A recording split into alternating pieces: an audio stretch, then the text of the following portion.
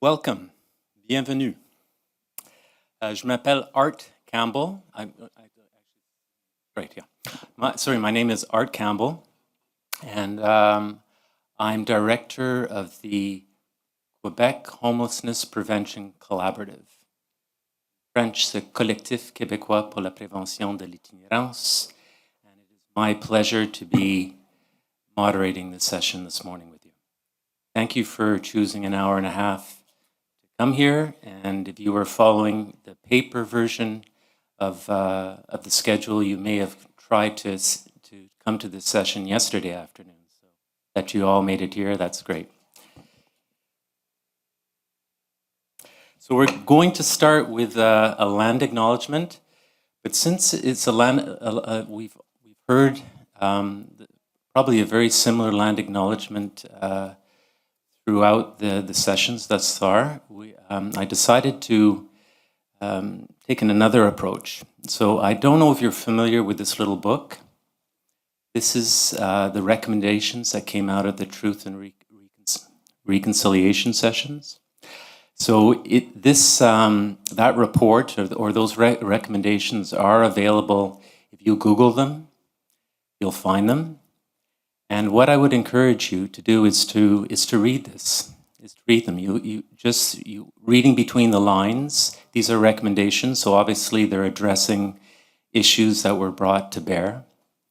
And I would encourage you to read them, and I would encourage you to choose one that speaks to you, and take it on, and support that recommendation in whatever way you can.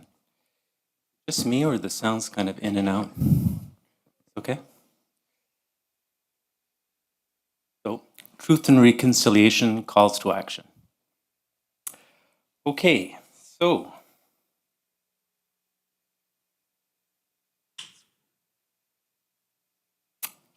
from housing crisis to housing stability, integrated approaches to preventing eviction and homelessness.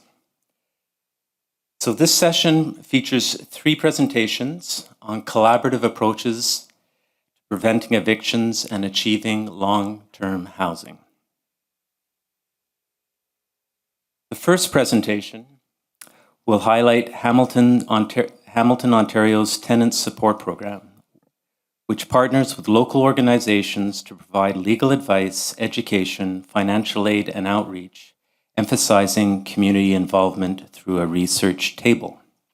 The second will explore hoarding disorder as a risk factor for homelessness, reviewing intervention strategies like CBT and peer programs, and stressing the need for better interagency collaboration in Quebec. The third will discuss rising no-fault evictions in Canada, proposing policy changes in Quebec.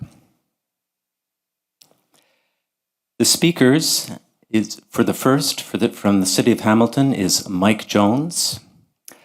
For the second, it's Eric Latimer, the Department of Psychiatry, McGill University, and also co-president of the organization that I represent. And David Watchsmith, a Canadian Research Chair in Urban Governance and Professor at McGill University. So we'll start with Mike.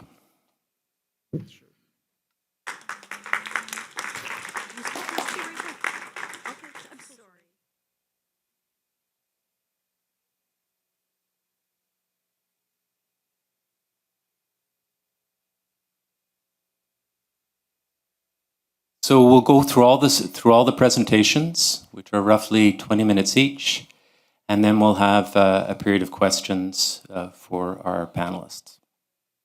Thank you. Hi, everyone. My name is Mike Jones. I'm from the City of Hamilton. I run the city's Tenant Support Program in our Housing Services Division. Excuse my voice. I think I've cheered for the Jays too much the last few days, and it's going, so I'll try my best. So I'm hoping to speak about our Tenant Support Program, and I'll try and walk you through the different facets of it. We're still a relatively new program. Council approved the program about 1.5 years ago, so we're still working through the initial phases of kind of getting everything up and running before we can move into the next phases. So I'll walk you through what that kind of looked like for us in Hamilton. First, I just wanted to give a bit of context about Hamilton's broader system, because I think it's helpful to understand where we fit within it. So as you can see, there's several different intervention points and tools that we use within the city of Hamilton. Many of you may be aware of many of these. So we have a coordinated access system that helps route people through, based on their specific needs, into different types of housing. Often the touch points that lead them there are shelters, emergency shelters, drop-ins, and then some of the places they can be rooted towards are obviously like rapid rehousing, intensive case management. So there's all sorts of different intervention points and places within the system that folks we work with find themselves. And so what I thought would be helpful was to highlight that we're really just a little portion connecting to the broader system that we work within.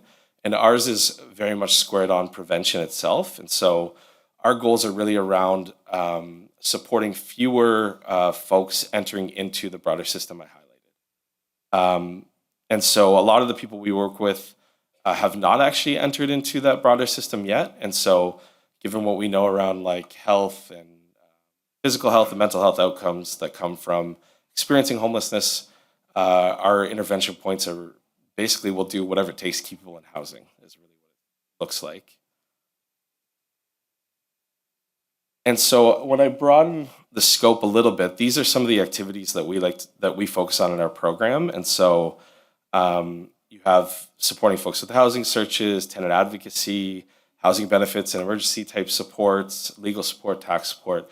I'll get into some of these in a little bit, but I just wanted to highlight that this is kind of where we fall in the trajectory of our city. And so we work with our internal city partners from Ontario Works to public health to bylaw, home management, probably more to be honest, on a case by case basis. And so for public health, we'll work on pest management and things like that, or somebody finds mold in their apartment, so we'll work with them through that. We also have different bylaws now that I'll walk us through in a second that help provide protection to tenants. And so we work closely with bylaw services around those as well. And then home management to support good outcomes for tenants when they are in housing. And then there's a whole broader scope of the community and the services that are delivered through there. And so we, as I said, given we're only about a year and a bit in, we're still really uncovering a lot, which is kind of both sad but exciting in some ways that we're trying to be able to map the system in a meaningful way so we know what's available. Like one example is we do a lot of tabling in the community, and we were at McMaster, and we found out they have paralegals on staff to help tenants with their needs, like student tenants, which we were not aware of. So we're learning new things every day, and we're trying to fold them into the broader program. I also thought it would be helpful to talk about the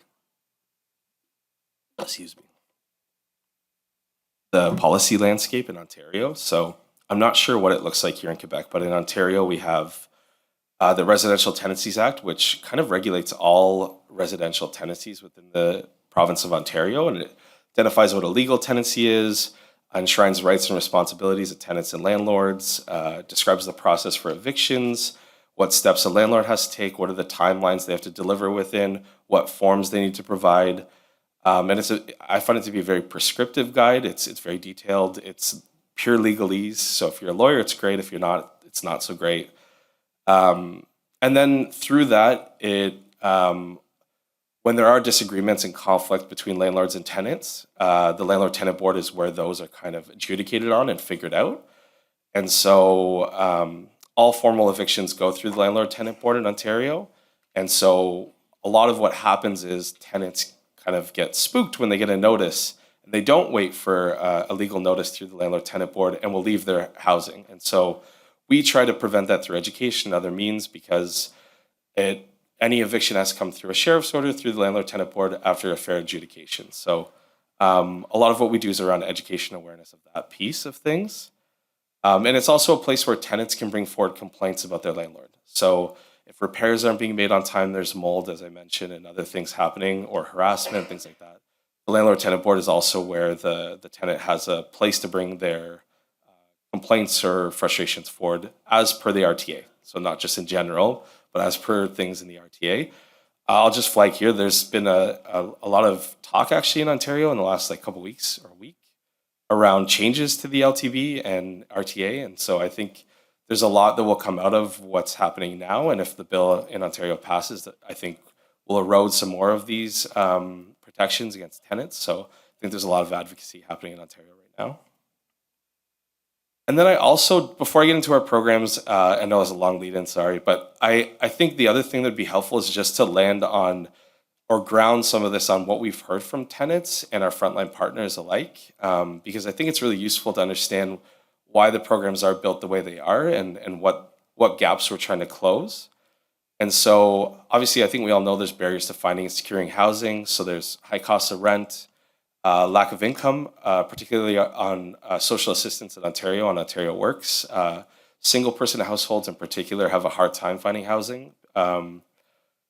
There's unsafe or inappropriate spaces for household sizes. Often landlords are asking for additional deposits because of poor credit and other things like that, which are not legal, obviously. And then just discrimination also that we see in the community. There's also barriers to maintaining housing, so there's rent increases, and I'll talk a bit more about that. There's unenforceable rules, so landlords may say no guests, no pets in the apartment, which again are not legal. There's also lack of repairs and maintenance of the unit by the landlord, withholding of repairs. Some landlords are really just not aware of their responsibilities, which again will impact the tenant in that unit. And then there's just the overall squeeze of living paycheck to paycheck, which means that anytime there's a life event that's an emergency or unplanned, it really has an impact on the tenant's ability to pay their rent. And so these unforeseen situations actually make it really difficult to stay in housing long term. It's also a lot of unfamiliarity, as I mentioned, around the RTA and the eviction process. So like what a landlord can and can't do, lack of understanding what the formal processes are, like do we need to leave immediately? If we do, where do we go? Who do we talk to? And then there's a whole host of different notices through the Residential Tenancies Act that causes confusion and leads folks to be overwhelmed, me included. And then we have cash for keys and things like that, where tenants are actively being kind of like incentivized to leave their units as well. And so all that to say, like, it's really difficult to find housing, but it's also really difficult to stay in housing for all these reasons. And some folks are more affected than others from historical trauma and also just current realities as well. And so these are kind of the key areas we try to intervene with tenants to try and provide support before and intervene before an eviction occurs. So I'll go through some of these in the next slides. So one facet of what we do, and the Tenant Support Program I referenced that was approved by council, a lot of this work was happening kind of in the community by Acorn, which drove a lot of this work even without this program, and finding tenants and organizing them and connecting them to paralegals and lawyers. And so it was really being done off the side of everyone's desk. And so this was an opportunity to formalize some of those supports within a single program aimed at prevention and tenant support. And so, it got off the ground in 2024, mid to late 2024. And so I'll share a bit more. The three funded partners we use through this for most of the eviction prevention side are Acorn, Hamilton Community Legal Clinic, and the Housing Help Center of Hamilton area.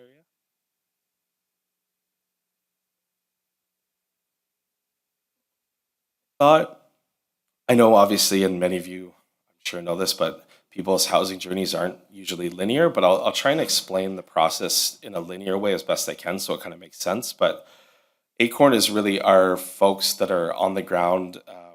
They know things well before it ever gets to me. They're well aware of like what buildings are at risk, what's happening in the community, where landlords kind of have put pressure on tenants. They're usually aware of most of these. And so they'll do door knocking. They'll look to go into units and work with tenants directly. They'll visit their home. They'll explain their rights and responsibilities, give them materials, make them aware of some of the things I mentioned that were kind of do some clarification around the RTA and what their rights are as a tenant. And then, as you could probably guess, like if you're out in the front lines and you're meeting with 2,000, 3,000 tenants in a year, you're also making referrals to other partners in the community to help support whatever their mental health needs, whatever's presenting in that moment. And so let's say, so that's primarily what Acorn does. And they do some like workshops and things like that for tenants as well. But if you assume then like they've found a tenant, they've received an N12 notice or something like that, and the landlord wants their unit for personal use. And so what do they do next? Well, they go to the Hamilton Community Legal Clinic because there's a lawyer and paralegal on staff to support this kind of work that we fund. And so through that process, that individual tenant will work with Acorn and Hamilton Community Legal Clinic to get support, both legal and otherwise. And so that initially usually includes things like evidence gathering, like what were the documentation documenting what occurred between a tenant and a landlord leading up to an eviction notice. What was the communication like? Was there anything else that happened? And then they'll work through coaching and provide legal advice to the tenant so that they can either move forward themselves, maybe with Acorn or another support worker's help at the landlord-tenant board, or in some cases on their own. In other cases, if it's a really complex one, the lawyer or paralegal will represent the tenant directly at the landlord-tenant board. So that legal support piece is really vital to everything that happens in the program, because that level of expertise and advocacy directly at the adjudicating level is actually like so important, and it really makes a big difference in terms of the outcomes for tenants. And then our third partner is Housing Help Center Hamilton and area. And so let's say in the event that the legal clinic is unsuccessful and the tenant's unsuccessful at the landlord-tenant board, what do we do next? So often there's a sheriff's order that means within, often it's a month or 2 months, the tenant will have to leave their unit. And so we attempt to intervene as quickly as possible to connect to housing, or to have that tenant connect to new housing. And so, or whatever benefits are available, or like whatever's available to that tenant. And so Housing Help Center works directly with the tenant to support them through that. They assist them with a housing plan. They also do some work with landlords so that they maintain those connections, so they know when new units are coming up that are affordable. I'll discuss the tenant's right of first refusal like in a second and what that means in Hamilton. Oh, there we go. I got ahead of myself. So in Hamilton, there's 3 different programs. 2 were introduced January 1st this year. One is coming January 1st next year, that really provide some protections for tenants. And so our renovation license relocation bylaw is really, I believe we were the first in Ontario to present or to have this enacted. I think Toronto has it now as well, maybe some other jurisdictions. But it's an attempt to create some structure around the renovation process. So when a landlord wants to make elective repairs to a unit, the tenant has some rights under the Residential Tenancies Act, in that they have the first right of refusal to the unit. So let's say those repairs take 6 months. The landlord's obligated to support the tenant with either new housing or payment to find new housing in that interim period. And then once the interim period's over, the tenant should be able to return to the unit at roughly the same cost they left. And so prior to these bylaws, this wasn't happening very much, and often tenants were just getting evicted, and that would be the end of it. And so this, and then the rental housing protection bylaw, which aims at evictions of 6 units or more, both of these look to intervene at that point to support the tenant, because these are often what we saw were bad faith evictions, that they would evict the tenants and not necessarily do the work, or not necessarily bulldoze and demolish the unit. And so these are an attempt to kind of intervene at that level and provide some support. And then the final one is the Safe Apartments Buildings program. And this is an ability to have a structured program that looks at apartments on an ongoing basis to make sure they're safe. Tenants have access to heat and running water and all that stuff. And I think they're scored. And so at each level of this, and all 3 bylaws, when landlords aren't kind of following the prescribed bylaw, there's penalties they would incur. So if they're not going through the proper process for a renoviction, then they'll incur fines from the municipality.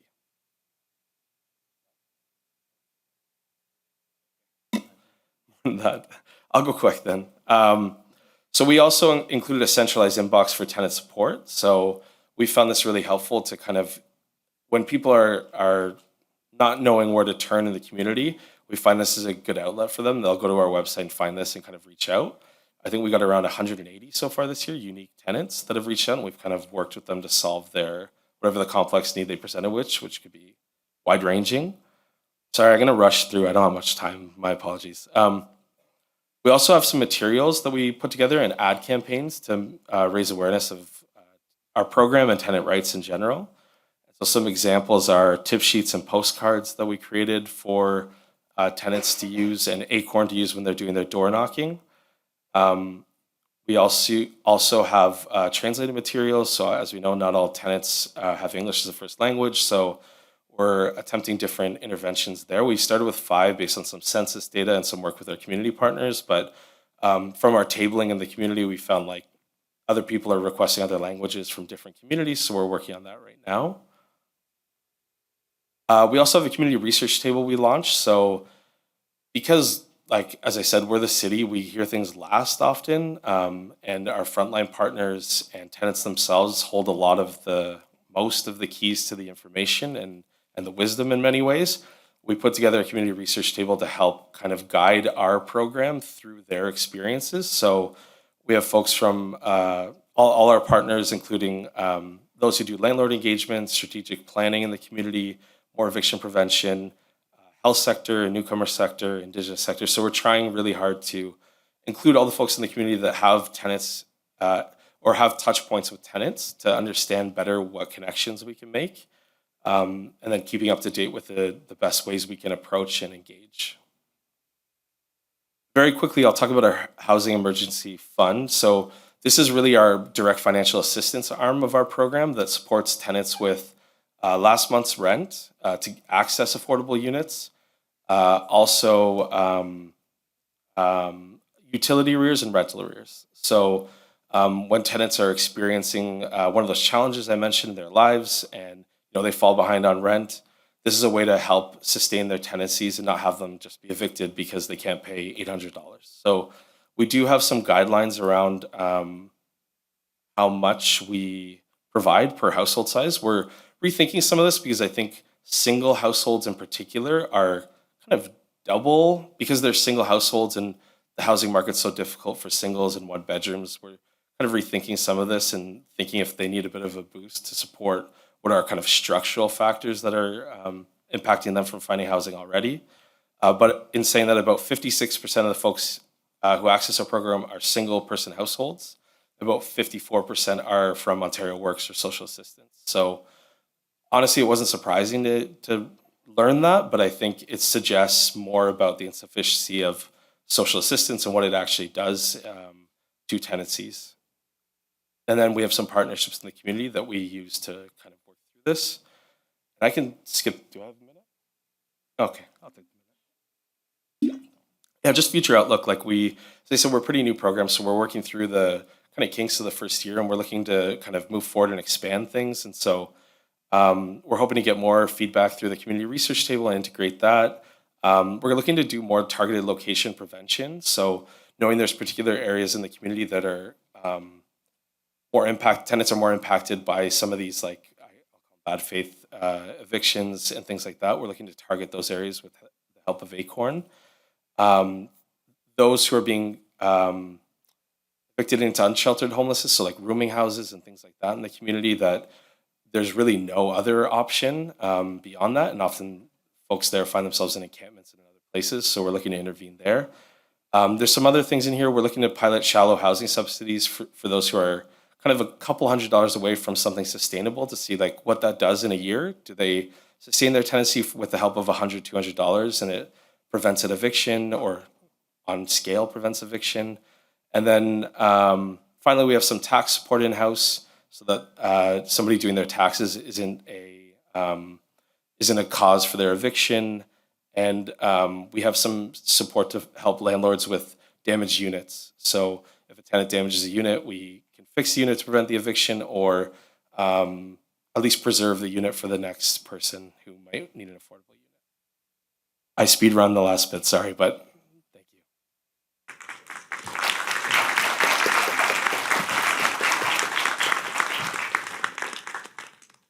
Thank you, Mike. Next will be Eric Latimer speaking regarding hoarding disorders and the high risk that presents for evictions.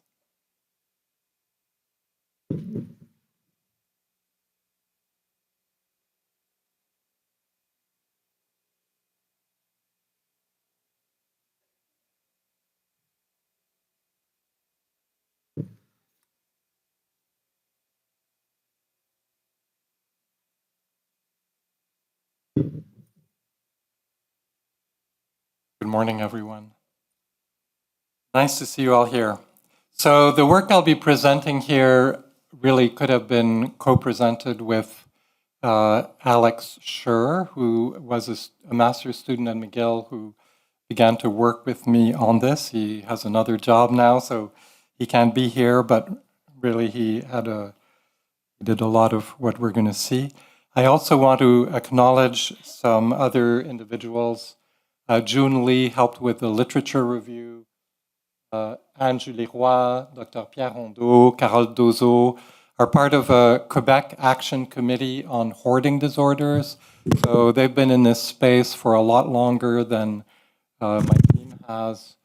There's also many other members of the Quebec Homelessness Prevention Collaborative, which Art mentioned. So this work was done in the context of the mental health working group of the Quebec Homelessness Prevention Collaborative, Collectif québécois pour la prévention de l'itinérance in French.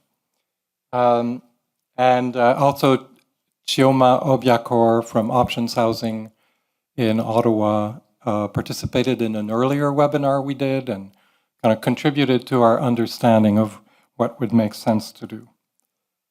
So a little bit on the hoarding disorder. I wonder how many people here know that hoarding disorder is a significant risk factor for homelessness.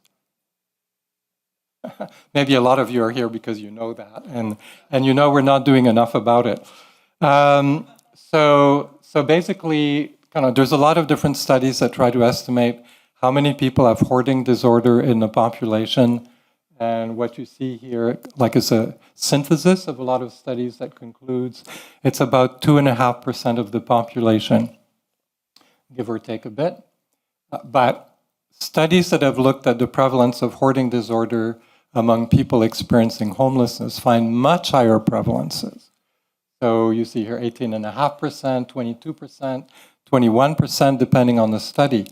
What does that mean? It means that people who have hoarding disorder are at greater risk to become homeless. They become homeless, and then you just have a concentration of people with hoarding disorder in the homeless population.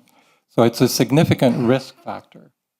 So our initial question, actually, of our working group was, can assertive community treatment or intensive case management teams be used as a vehicle for preventing homelessness for people with hoarding disorder, or for addressing the needs of people with hoarding disorder?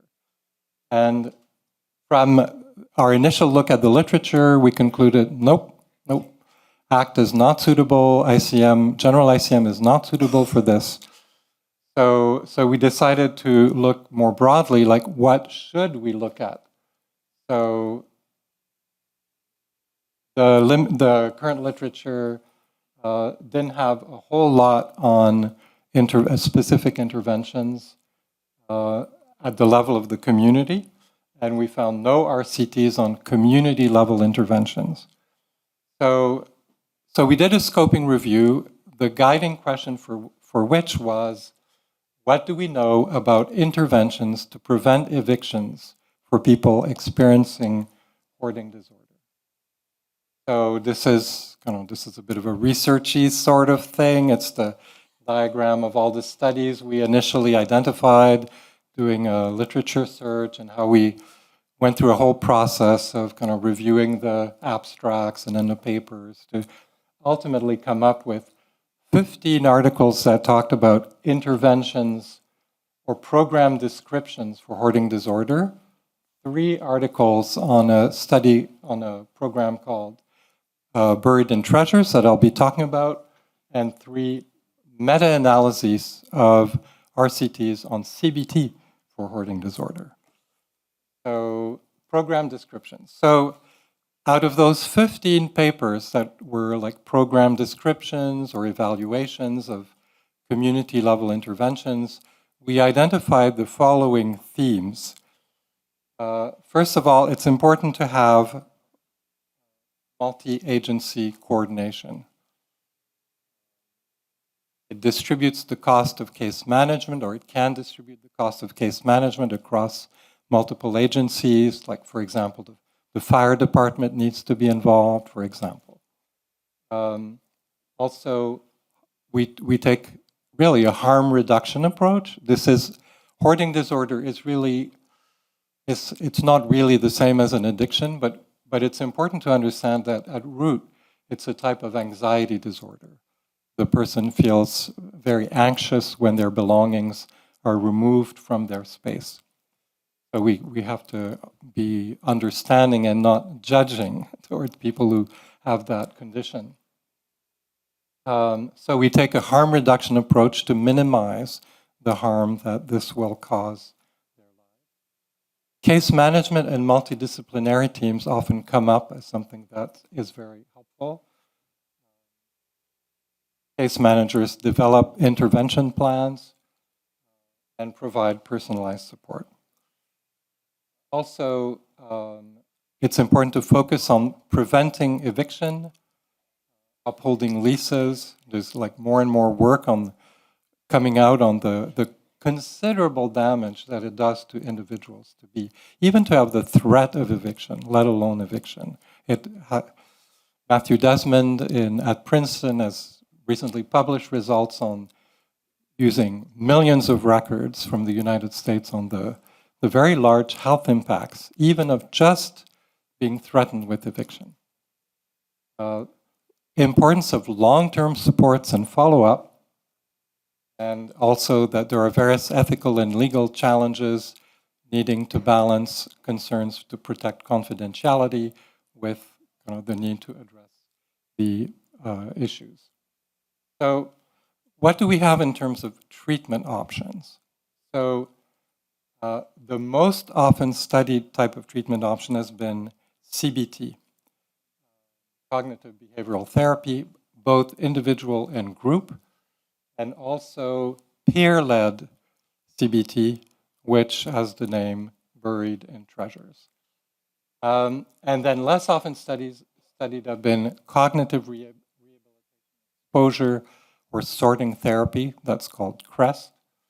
Inference-based therapy, which was actually developed to a large extent here in Quebec by a late psychologist called Kieran O'Connor, and then pharmacology.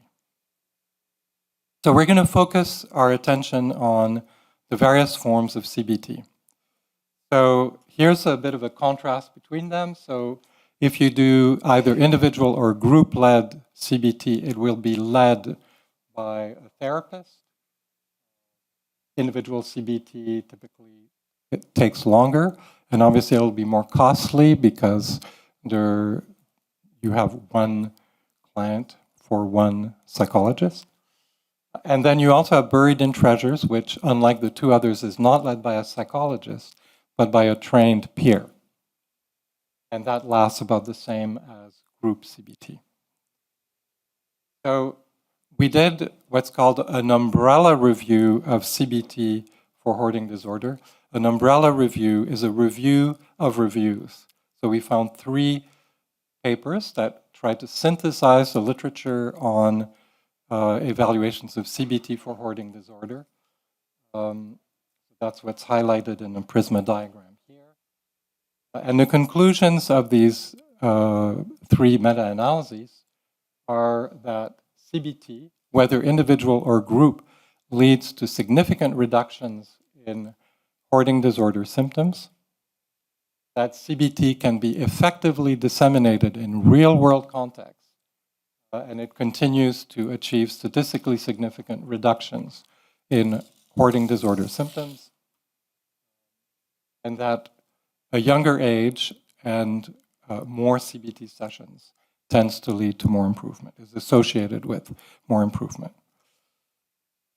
Limitations of that are long-term effects of CBT treatment, 3 to 5 years, remain unknown. We're looking at really relatively short-term outcomes.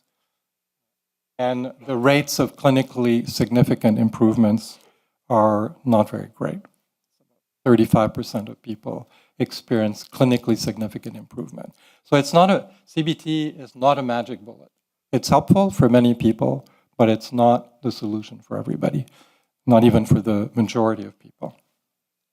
So then we looked at this other intervention that's talked about in the literature that's called buried in treasures. So, and what happened here? There's a technical problem. I can see that the slide is there. Oh, here we go, perfect. So, maybe the connection is a bit loose or something. Thank you.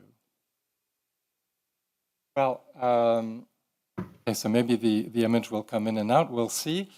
But this is really Alex's work. He did what's called like a meta-analysis, quantitative meta-analysis, comparing the effects of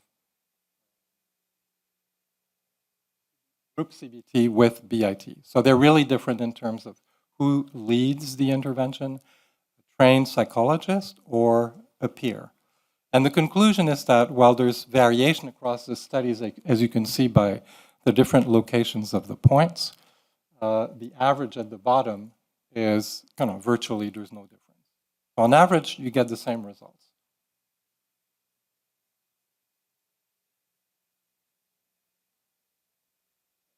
So to summarize, up to where we are up to this point in terms of interventions, CBT, which is the therapeutic intervention most often used for hoarding disorder, has the most solid evidence base. Group CBT is cheaper, but it's equally effective as individual CBT. So since it's cheaper and it gives the same results, why use individual CBT? Furthermore, BIT is about as effective as group CBT. So why call on a trained psychologist? Psychologists are relatively rare, relatively expensive. Makes more sense to use peers. So our conclusions so far here are that hoarding disorder is an important but underappreciated problem, and there are available interventions. So both at the community level, we've seen the various themes that come out of the literature and individual therapies. So we're wanting to be sort of concrete and practical. What do we do with this? There have been a number of discussions involving people from the CATAC, this Action Committee on Hoarding Disorders, and others as to what do we make with all this. We're still at the stage of preliminary recommendations, but what we have so far would be, in Quebec, we have, our healthcare system is organized around geographical area, a bit like LHINs in Ontario. There's about 25 of them in the province, something like that, 5 on the island of Montreal. So each of these territories in Quebec is called a CIUS or a CIS, depending on whether it's university affiliated or not.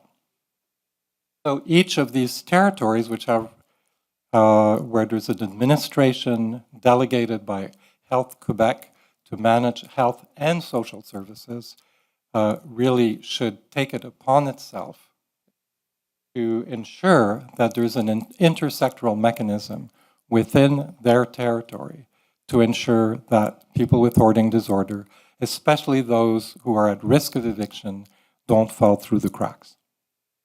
So this mechanism is an agreement that would be worked out between the relevant parties, such as municipal governments, some nonprofits that are in the sector, fire department, etc., according to the region, according to what makes sense in that region. Secondly, in addition to a formal interagency agreement, there should be one, or perhaps more than one, but there should be specialized case management teams that offer long-term support to people with hoarding disorder. This is not usually something that resolves with just taking a buried in treasures treatment or CBT that can help, but usually people need long-term support with managing their belongings, ensuring they remain housed, don't get evicted. Third, the threat of eviction should automatically trigger a referral to that team. Fourth, the team should be able to refer the person who has a hoarding disorder to appropriate treatment, the treatment of choice based on our literature review being buried in treasures. Centralized, and this gets to be more sort of high level. In general, when you want an intervention to be delivered well, with high fidelity, as we say, it's good to have technical support so that the teams that are trying to do this on the ground get reinforcement as to, like, this is the way that you will get the best results. So we would also recommend that there be like a technical and consulting support team to ensure that BIT and the case management teams are doing their work in the most evidence-based and effective way. And finally, once this is in place, we need more public awareness campaigns so that people are referred to treatment earlier. We're putting this last because the capacity to help people with hoarding disorder in most systems is quite limited at present. So if we were to do a public awareness campaign now, the existing resources would quickly be overwhelmed. So better first develop capacity, then increase demand. And it's better to address hoarding disorder at a younger age, even at school age. You can see hoarding disorder developing in children.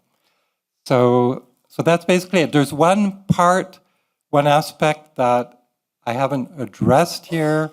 We need to have more discussions among us, like what effectiveness that's likely to have, and that's just to train a lot of the staff who are likely to intervene at some level with people with hoarding disorder. I could have added that, and it's no doubt helpful to ensure that a maximum number of people who are likely to have contact with people with hoarding disorder have some awareness of what hoarding disorder actually is and what is likely to help. So I will stop here. Thanks for your attention.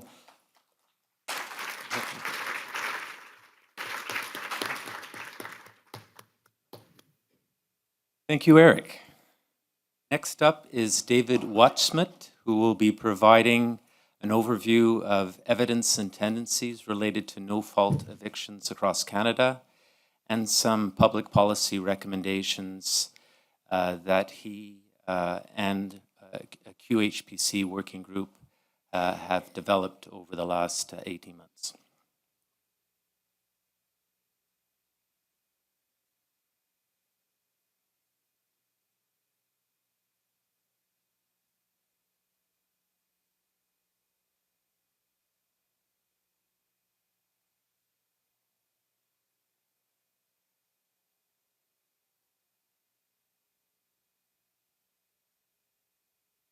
Great. Thanks a lot, Art, and thanks to everyone for coming. It's very good to be here with you today.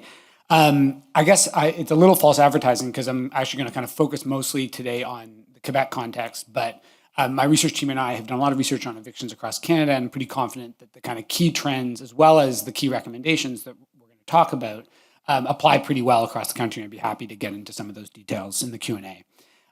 So as Art mentioned, what I'm going to be presenting today comes out of the work that the CQPI working group on eviction prevention has been engaged with in for the last year or two.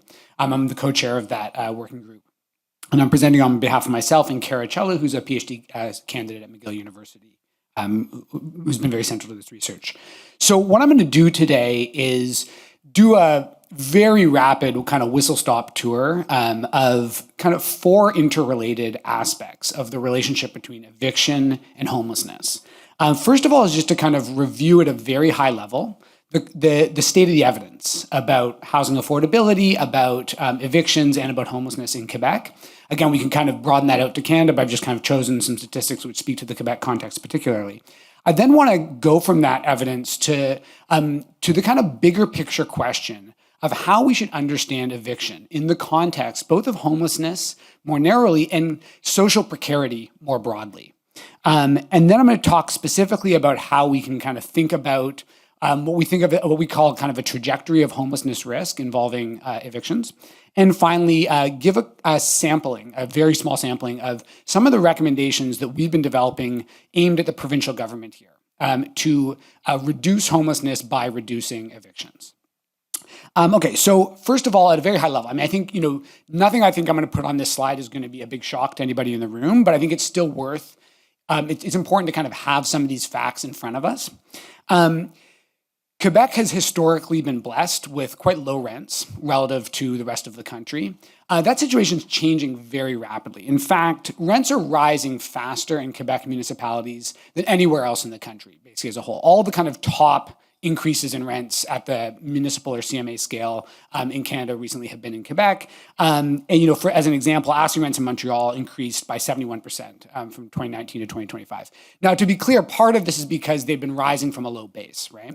But the fact of the matter is that rapid rent increases puts an enormous amount of pressure on households. And to some extent, it doesn't really matter if your rent was cheaper in the past because you have a kind of household budget, which is, it makes certain assumptions about how much you're going to be paying for rent. And if that rent skyrockets when you need to look for a new apartment, that's an enormous kind of crisis point. Secondly, and relatedly, we finally have some actual systematic evidence about the prevalence of evictions, both in Quebec and across Canada. And to be clear about this, despite the fact that we understand, housing researchers, I think people, frontline workers, everybody in the housing field, I think we all know eviction is one of the most consequential kind of events that can happen in someone's housing career, right? But there's been basically zero systematic evidence about the prevalence, about the causes, and about the consequences of evictions in Canada. There just hasn't been any reasonable data gathered.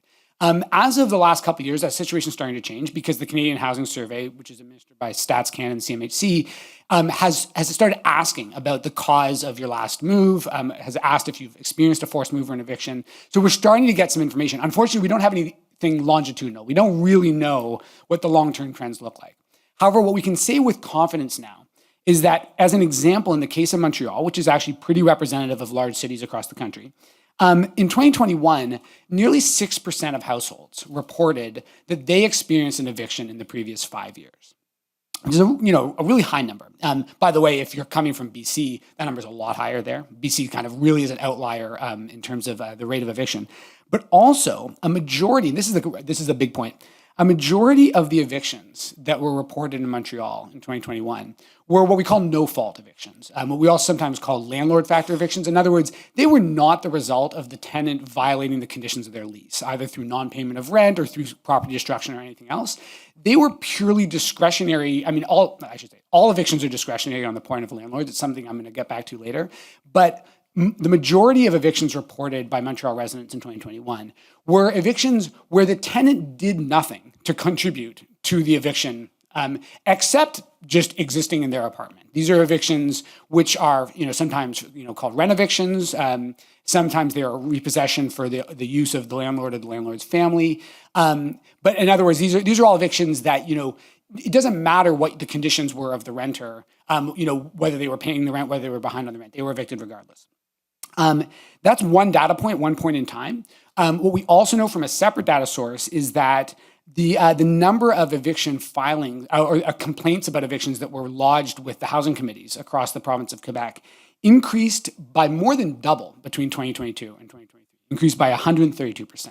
So again, it's one small slice of the information, but the picture that we have, kind of to the best that we can gather it, is that first of all, evictions are rising rapidly in Canada. Second of all, most evictions now are no-fault evictions, and that's a point that I really want to emphasize. I'm going to come back to in a second. A last kind of big picture mise en scène here is that according to the most recent point-in-time count of homelessness in Quebec, about 10,000 people experienced homelessness in 2022, which was a 44% increase from the previous point-in-time count in 2018. And among the people who were surveyed in the point-in-time count in 2022, eviction was the #1 reported cause of homelessness. Okay, so this kind of set of facts, on the one hand, cost of living is increasingly in peril. Second, what seems to be a rapid increase in evictions, as well as the fact that most evictions are not caused by non-payment of rent and similar factors. And third, what appears to be growing homelessness, with people experiencing homelessness directly implicating eviction in the cause of their homelessness, kind of led our working group to want to understand a little bit more how we should think about in the big picture the relationship between eviction and social precarity, including homelessness.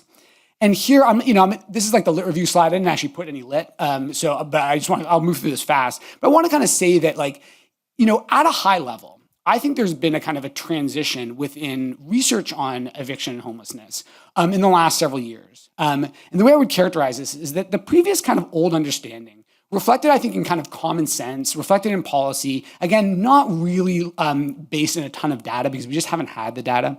But I think the old understanding is that evictions can be best understood as kind of a consequence of precarity. And the model here, I think, that we can kind of, the mental model we can have, is you can imagine a household which is, struggling economically, right?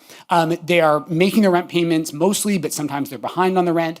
They're vulnerable, and they're vulnerable to any kind of shock to their ability to, kind of keep things rolling. Whether or not that is like a layoff or some kind of household compositional change, a partnership splits up. And so as a result of some kind of shock, the pre-existing precarity or vulnerability of that household kind of expresses itself in an eviction, in the sense of suddenly now we went from being a couple weeks late on the rent occasionally to now we just can't pay the rent. And so as a result, eviction is kind of the consequence of that precarity. That's the old model. And I don't want to say that that doesn't happen, but the evidence that we have is that that is not the standard story anymore for evictions in Canada. Instead, the way we should, the new story that is emerging that, I think we're trying to kind of, suggest is a better one to understand the current situation, instead puts eviction as actually a cause of precarity. In this model, what we think of is that if we think about evictions as mostly being no fault, in other words, not reflecting really any kind of fundamental, pre-existing vulnerability of the household, but rather a kind of, an event which, occurs to households kind of regardless of their pre-existing situation. What we're learning is that eviction poses an enormous independent risk of socioeconomic destabilization for households. So as an example, my team did a study with the CMHC looking at the lived experience of eviction. The people that we interviewed for this study, on the whole, had incomes which were higher than the Canadian average. So in other words, we were talking to people who had been evicted, but who, socioeconomically were not who you describe as particularly vulnerable. We found that a third of the people we interviewed were homeless in the wake of their eviction. A third of basically middle-class folks. Now, we only spoke to people who were subsequently had, achieved stable housing, which is part of why we were speaking to people who were, on the whole, were kind of better off than the Canadian average. But even among a relatively well-off, privileged set of people, eviction resulted in a third of them ending up on the streets, living in their car, etc. It broke up a lot of marriages and partnerships. People lost their jobs. They lost custody of their children. In other words, eviction was the cause of a downward spiral socioeconomically, which in a lot of cases, including for absolutely well-off people who are not missing their rent, homelessness. So we came to think about this kind of interaction as what we describe as the eviction to homelessness pipeline. In other words, evictions are something which in and of themselves, independently, are producing homelessness in the Canadian renter population. The result of that, I think the implication of that idea is very straightforward. It's that keeping people who are already in stable housing, in that stable housing, should be an absolutely top priority for social policy, right? Because we know there are, we know like there are lots of reasons why people end up on the street. Eviction appears to be one of the causes that is the most promising for addressing, because we just have a lot of unneeded homelessness being produced because people who are perfectly stable in their residential situations become unstable because they're faced with a risk with an eviction. So the way we try to kind of operationalize this idea is to break down a kind of trajectory of homelessness risk. Like think about kind of different households at different stages of homelessness risk in relation to the eviction process. And so that, then we kind of use that to understand what are some promising policy interventions. So we can think about people kind of at a low risk, kind of moving to a high risk of homelessness. I mean, pretty basic diagram. And we identified 4 critical points that we thought were helpful to kind of understand the situation. Again, this is kind of based on the Quebec details, but I think, the results are probably, generalized pretty well. So the first critical point is pretty diffuse. It's the fact that in most cases where there is a no-fault eviction, there's going to be a period of time where the pressure is building on the landlord to want to evict the tenant. In other words, the kind of underlying situation of the housing market, of the maybe the landlord's own kind of personal financial situation, is changing such that the landlord is increasingly thinking to themselves, boy, wouldn't it be nice to evict this tenant? Okay? Often this is happening and the tenant doesn't even realize this is happening, right? But it's still, if we're thinking about kind of policy interventions, it's still kind of an important part of the process, even if the tenant has no idea that their living situation is becoming increasingly precarious, despite not them doing, changing nothing about their own behaviors. More obviously, the second critical point is when a tenant receives an eviction notice.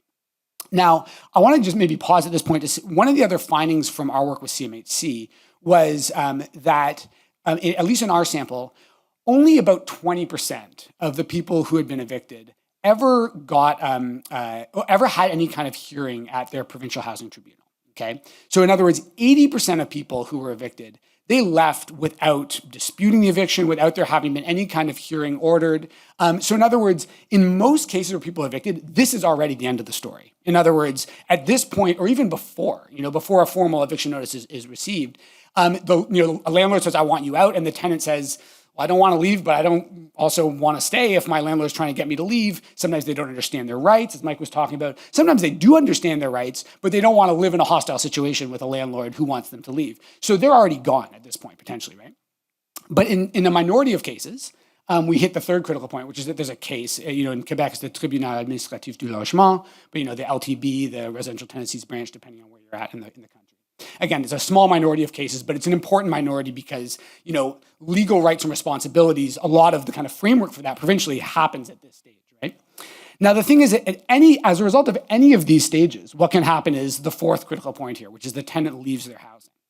Now, this doesn't mean they leave it directly into homelessness, but this is the point at which the risk that eviction creates of homelessness asserts itself. And it's related to the fact that, as I was pointing out before, rents have been rising very quickly.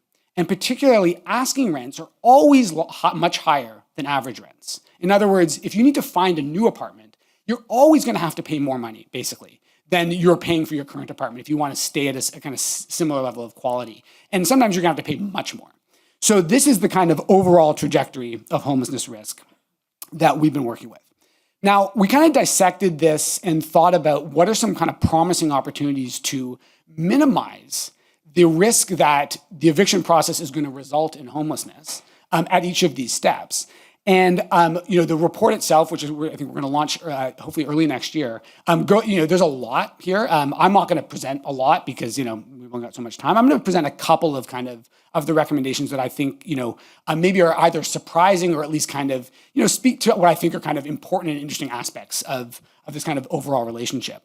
And in general, they're all rooted in the same kind of basic intuition about how we can prevent evictions in order to prevent homelessness.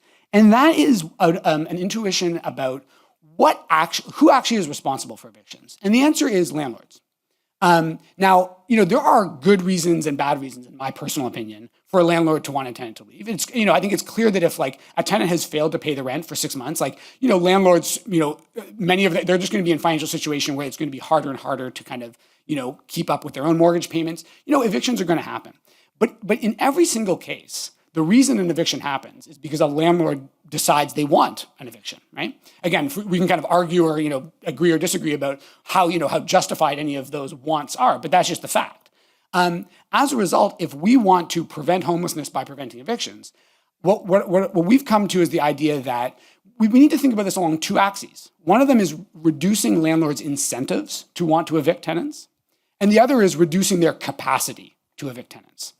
And at a very high level, when we think about landlords' incentives to evict tenants, what we're really talking about is housing market conditions.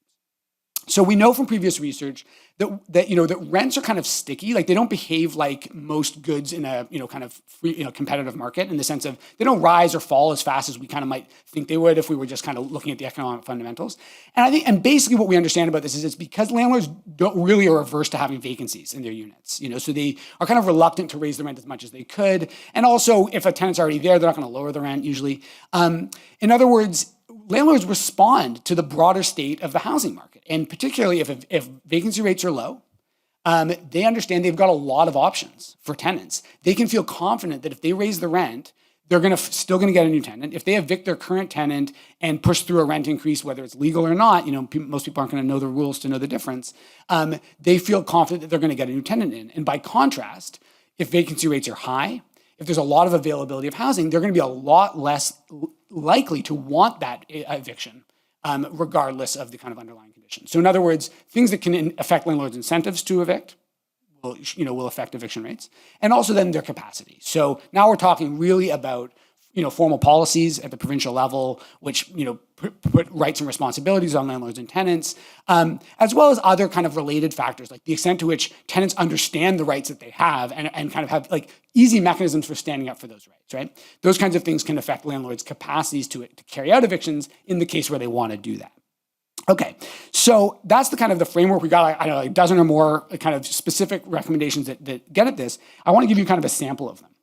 The first is that we think that the Tribunal Administratif du Logement and the other housing tribunals in Canada by extension need to establish a proactive burden for evictions onto landlords. In other words, right now the situation is that if a landlord wants an eviction, that they issue an eviction notice, and at a certain stage in a certain minority of cases, they may have to initiate a formal case, particularly in non-payment of rent. That's usually when it happens, when they have to actually get a kind of the sheriff involved to get a tenant to leave. But in most cases, that's not how it works. In most cases, they issue an eviction notice, or they just tell the tenant they want to leave. And if the tenant wants to stay, the burden is on the tenant to stand up for their rights, to understand their rights, to stand up for their rights, to kind of, and to get a case that is going to allow them to stay in the apartment. That's already problematic, because between landlords and tenants, it's highly likely that tenants have less money, less time, less expertise, less ability to kind of navigate the system. But on top of that, the two kind of key mechanisms for legal evictions in the case where there is no non-payment of rent or other kind of violations of conditions of the lease are for renovations or demolitions and for own use repossessions. And those are actually kind of treated legally as two separate categories in Quebec. Evictions don't include the repossessions, but basically it's the same thing. Right now, we all just kind of have to trust the landlord that their daughter really is going to move into the unit, or that they really are going to carry out those evictions. The amount of kind of scrutiny about that is very, very low, and really it's up to tenants to kind of after the fact kind of find out that, oh, you know what, there was no the mother was never moved in. In fact, the place has showed up on Airbnb a couple weeks later. By that point they've already moved out. It's probably a lost cause. So what we're suggesting first of all is that landlords should need to get proactive approval from the housing tribunal in order to even issue the eviction notice at all, that kind of actually demonstrates that the renovation is going to happen. In other words, show up with a building permit, or, and this is already to some extent true in Quebec, demonstrate that there actually is a relative who is going to move in, what the name of that relative is, that's already in place, but also a kind of automatic scrutiny of that. So, 6 months later, let's see the proof that relative actually did move in, actually has that as their residential address. So in other words, shift the burden of proof, the burden of action, from tenants where it currently stands to landlords where it doesn't stand. Second, we think that what is called the proportionality framework needs to be much more strongly applied to evictions. So the proportionality framework is something, the idea that housing courts need to consider the kind of full set of circumstances before they order an eviction, and particularly should only order an eviction to the extent that an eviction is a proportionate response to the situation. So as an example of when the proportionality framework is not being met, there have been cases in Quebec and elsewhere in Canada where people have been evicted for non-payment of rent on, for a single-digit number of dollars. You missed rent by $5. Technically speaking, you violated the lease. You can be evicted, and people have been evicted in those cases. But it's clearly unproportional. In Quebec right now, as well as I think Saskatchewan, Northwest Territories, there are a few other places in Canada, housing administrators at the tribunal are allowed to apply the proportionality idea in their decisions, but they're not required to. So we think a very simple fix that leverages already existing kind of, judicial kind of mechanisms, which they already exist here in Quebec, is that proportionality framework should be required. In other words, there should be no evictions allowed for people missing rent by $5. There should only be evictions allowed when the tribunal has decided that the eviction is a proportionate response to the underlying issue. Third and lastly, we need to anonymize eviction records. Now, this is weird because I'm a housing researcher who spends an enormous amount of effort trying to get my hands on eviction records. It's pretty hard to do, but it's getting easier because we can scrape websites and freedom of information requests and the rest of that. The problem is that landlords are increasingly using eviction records to blacklist tenants. There's a service right now. It's called Open Room, which landlords can use for free in Canada that shows if a tenant has ever had a case at a provincial housing tribunal in their name, and if so, landlords can just lose that rent application. Right? It's obviously illegal, but it's really hard to prove. It is very clear that there's no public interest in having tenants' names of housing tribunal cases publicly available in any way. Right? And I don't think this is this is not a malicious, a decision by the housing tribunals to release these names. It's simply the fact that kind of as a matter of course, they kind of generate these records. But now these records are easily scrapable and searchable, and they're being weaponized against tenants. And in our interviews with people who've been evicted, an enormous number of people said they did not contest their eviction because they feared that if they did, they would be unable to get an apartment in the future because their name would show up in. So we need to shut that down. We need to anonymize eviction records to make sure tenants can't be punished for exercising their rights in housing tribunals. There are about a million more recommendations, but obviously I've been talking forever, so I will just say thank you very much.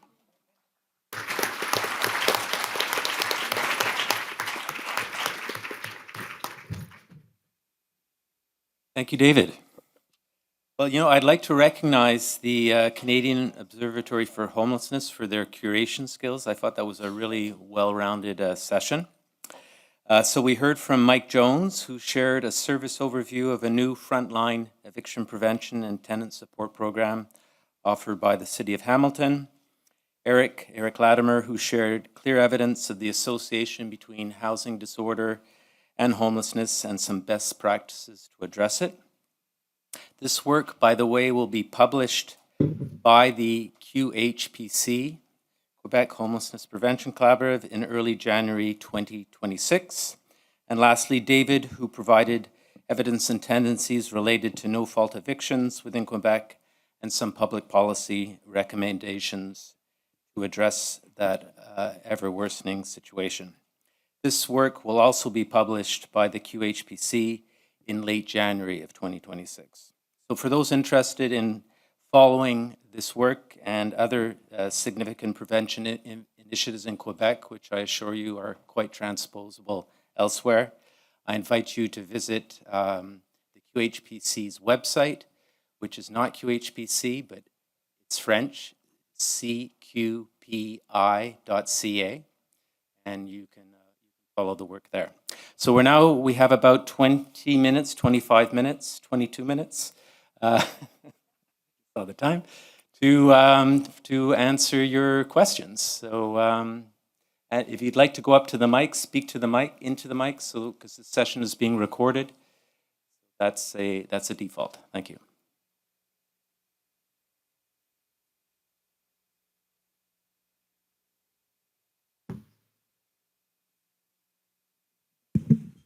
Hi, David Fried-Debaillé, Canadian Housing Evidence Collaborative, formerly CQPI. So, hello, Art. Hello, David. Question for Mike and David.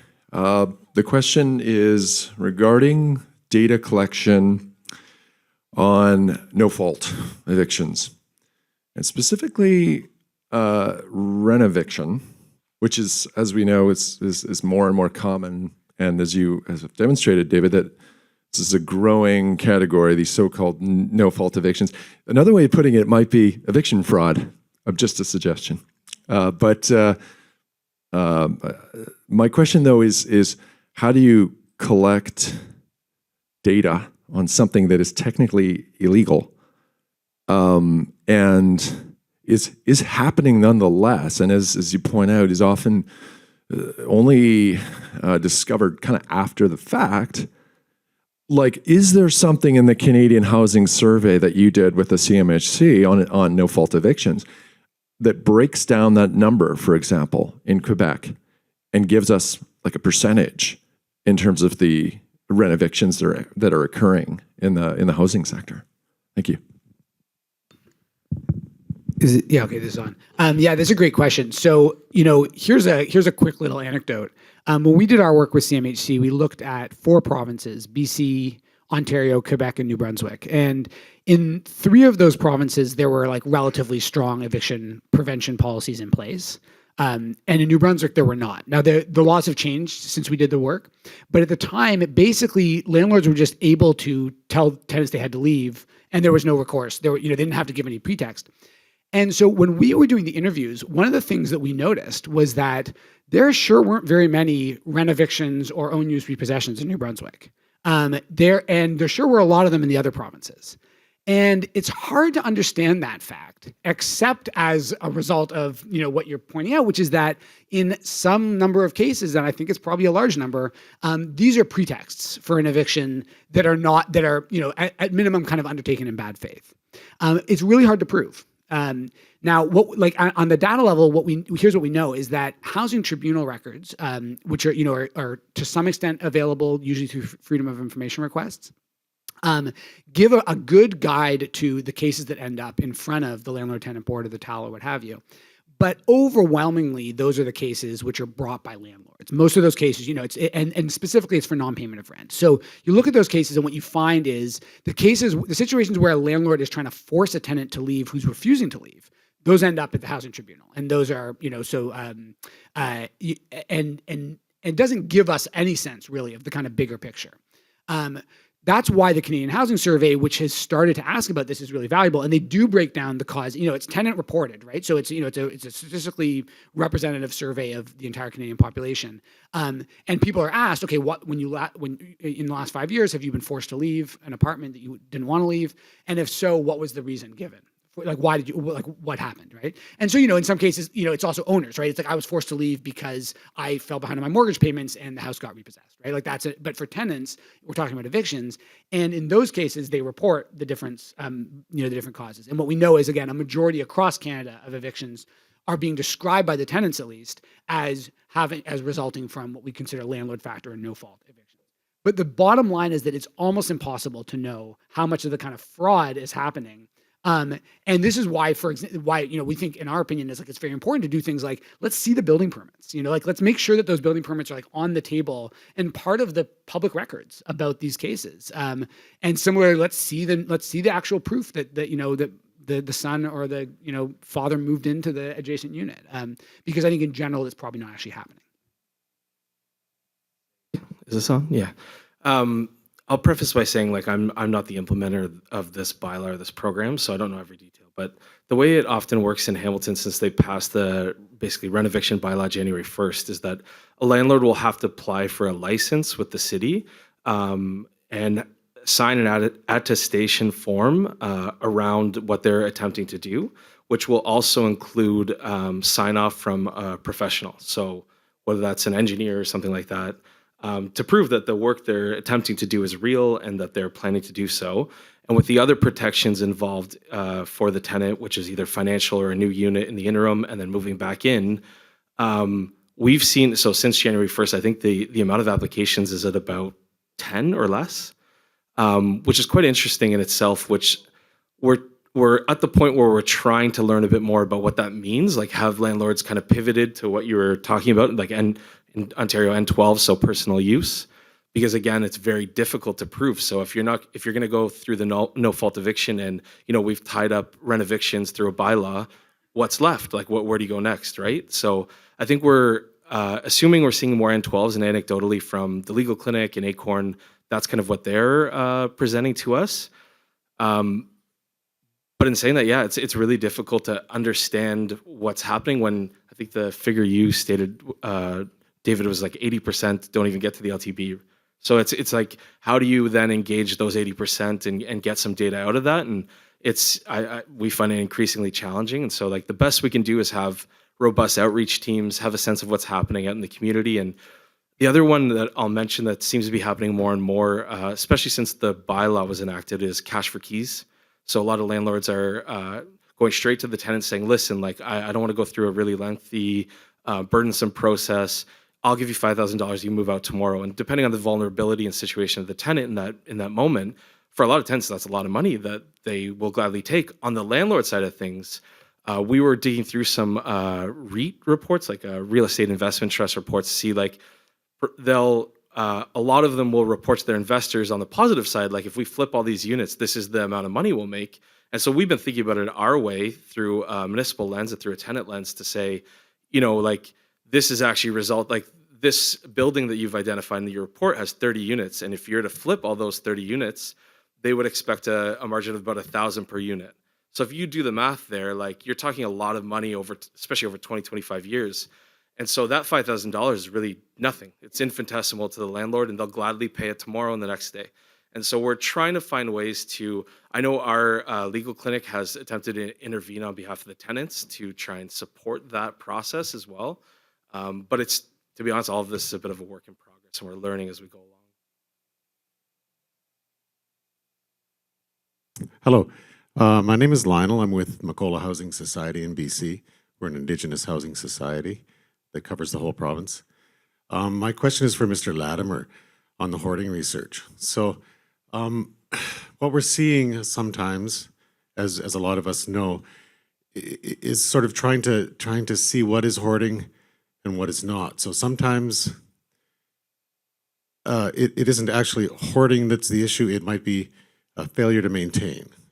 It might be cleanliness. It might be young parents that don't understand how to properly maintain a unit, and the results can be infestations and rodents and things.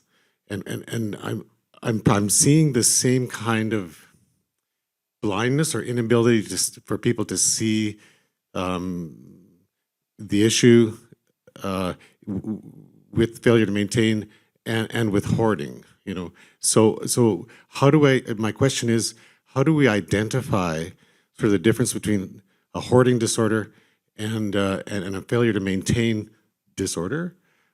And would the same sort of approaches work on these two things? Yeah, thank you for the question. I'm not going to try to answer it at a clinical level because I'm not qualified to do that. But I would say that in principle, the case management team that I alluded to that should be kind of responsible for fixed point of responsibility for people with hoarding disorder in a geographical area, seems to me logical, would also be the place where individual situations are evaluated. So they would have the clinical training to be able to distinguish between this is a hoarding disorder or this is just your mother didn't teach you to keep your apartment clean sort of thing. In which case, kind of should be possible to use like a more directive approach, I suppose. But really, this is getting into sort of the clinical aspects of it that are beyond my competence to answer. Thank you. Thank you very much.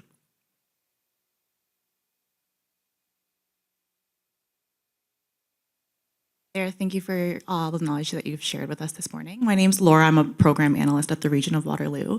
And my question is for David and Mike. I'm wondering if and where you see the role of tenant unions or tenant associations as a strategic response to the things that you're seeing both at the programmatic level and also at a policy level? And then I'm also wondering if you have any more insight between like the difference that a corporate landlord makes in the issues that you're seeing in the response versus like a mom and pop landlord. I can answer some of that. So I think around the tenant organizing, I think there's always strength in numbers and it's very beneficial. We've seen that a lot in the city of Hamilton, even leading up to the development of the rent eviction bylaw. I think that was a big part of that. Was there was quite a lot of activity in the community, and like Acorn led a lot of that in Hamilton, and so we've seen really good results from that. In some cases, like purchasing co-ops and like finding funding to kind of not only stay a rent eviction itself, but like purchase their whole building. Like that's happened in Hamilton the last year or so. So I think it has had some pretty positive results. In terms of your other question around, like, what was the second part? Corporate landlords versus mom and pops. So I think we're finding corporate landlords generally will do things at scale that mom and pops don't. And so mom and pops, I think sometimes you find they don't know the RTA very well. And so it can be an education piece that they're not really too aware of what the tenants' rights are, what their rights are as a landlord. And so we do work with a community partner that does landlord engagement as well around their rights. And there's other resources that they can access in the community. I think at the corporate level, we're also seeing like AI being used more to try and identify when the right times, like how many units do you rent evict at one time? Like what are the levels to set rent at and those kinds of things? Like there's a few reports around that, but I can't speak at a local level to that. So I think broadly that's what we see. I find corporate landlords, depending on the landlord, some of them are like by the book, by the letter of the law, and it's like it's easier in some ways. Some are not, but it kind of depends on the like specific provider, corporation.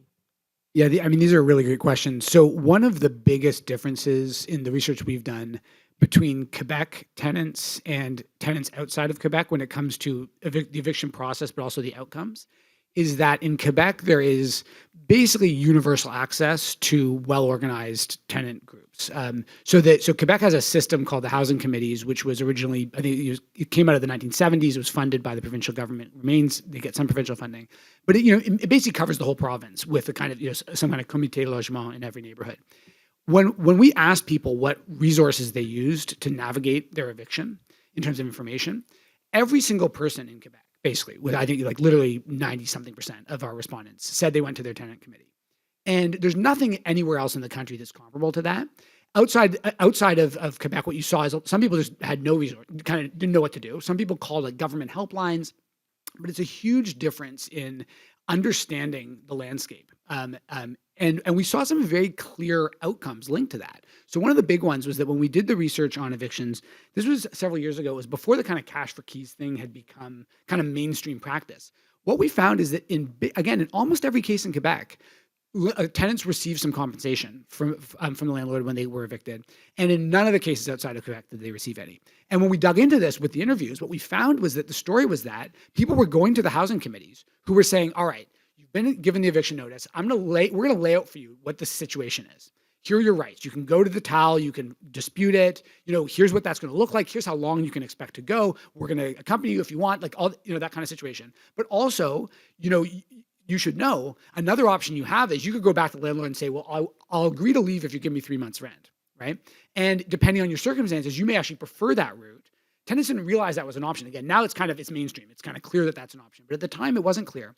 So what we found was that Quebec, our respondents in Quebec who were being evicted, they understood their rights better because they had access to the tenant committees, and they had better outcomes. The rate of homelessness post-eviction was much lower in Quebec than elsewhere. And it's hard to be sure about these things, but I'm pretty confident that a big reason for that was that so many more tenants kind of landed on their feet with some resources to find a new apartment because they received some of that kind of financial compensation. So I think that it's not really our recommendation for the Quebec government is like, don't screw the system up because it's already like, but this is one where like for the rest of the country, it's like, go back in time to the 1970s, get a social democratic government following the Quiet Revolution, and implement a strong provincial system. Like it's not going to happen, understand like realistically, but it's a huge part of the secret sauce in Quebec for like better like housing outcomes among tenants. On the corporate landlord thing, I'll just say very simply, I think the research is clear on this. I think, although there's not a ton, that corporate landlords are just much more aggressive. I think your point about like often like they're very letter of the law, so they don't want the legal liability. But like for example, they file eviction notices at a higher rate than the non-corporate landlords do. There are differences between the financialized ones and the kind of non-financialized big landlords as well. And that I think so I like there's dispute about whether that is because they have like better buildings or they're doing more repairs, that kind of stuff. But the bottom line is more eviction notices for sure with the corporate landlords. Thank you.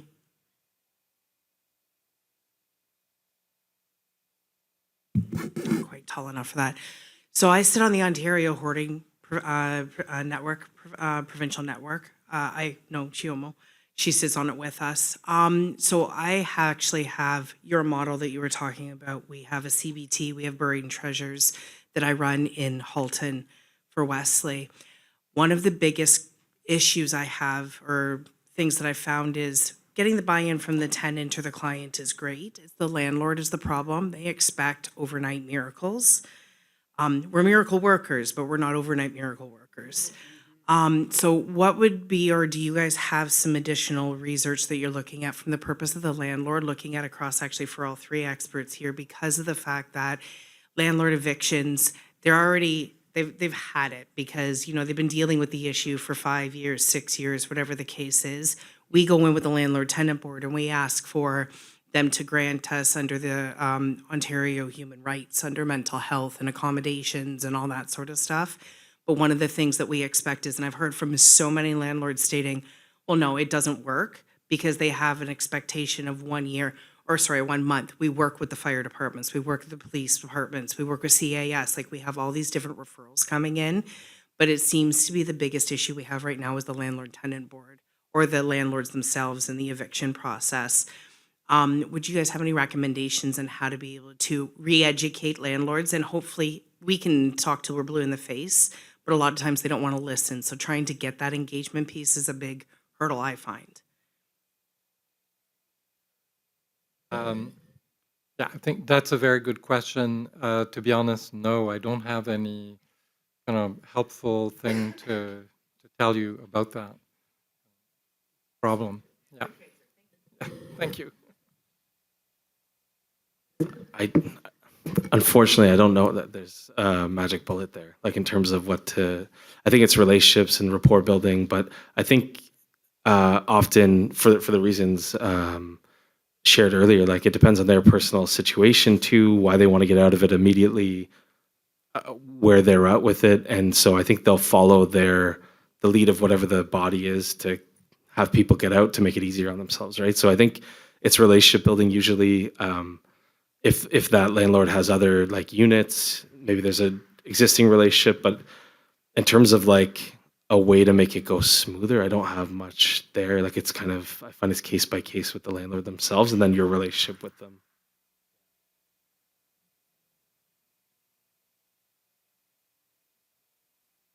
Hi, my name is Caitlin. I work at the City of Edmonton, and I'm curious for Mike how the City of Hamilton and the province, like the interface, because the Residential Tenancies Act is provincial legislation, and how even with some of your bylaws, the two systems sort of work together. I think the best way I could describe it is I think those bylaws and those protections are kind of fortifications of the RTA, because like I think the RTA is pretty clear about a number of things. They just weren't being followed very well. And I think adding another layer of security at the municipal level is a way to provide that protection, knowing that, if a landlord decides they don't want to follow it, there's commensurate fines and fees associated with it, right? So there's a penalty and a disincentive to kind of circumvent.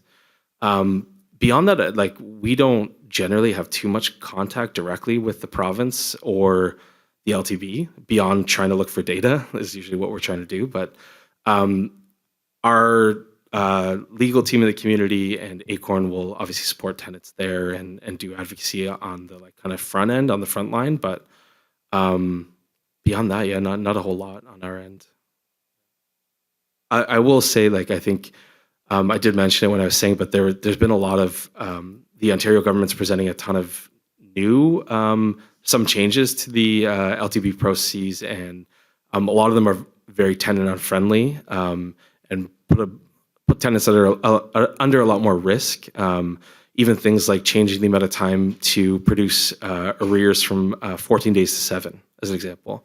Like 7 days for a team to process the arrears and understand everything is usually insufficient for a lot of teams, depending on the circumstances. You got to have the landlords like involved, and so I think there's a lot of these like micro things happening now, micro changes that will be really impactful, is what we expect. So we're kind of eagerly anticipating to see what happens with that bill and how we respond as a municipality, I guess.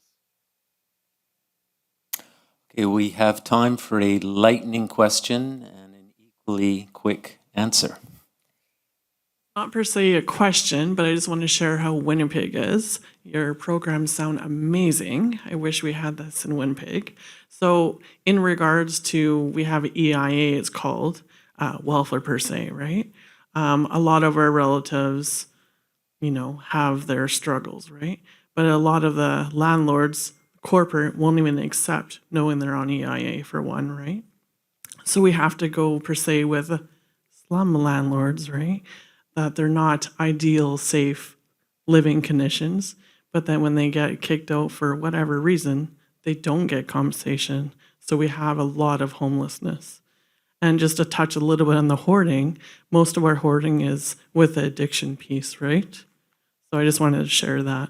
And I'm from Velma's house. We're housing navigators through Gananichuk from Winnipeg. Very much.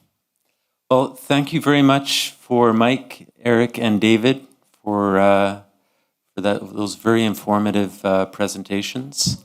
And thank you for your questions and your interest, and wish you a great conference.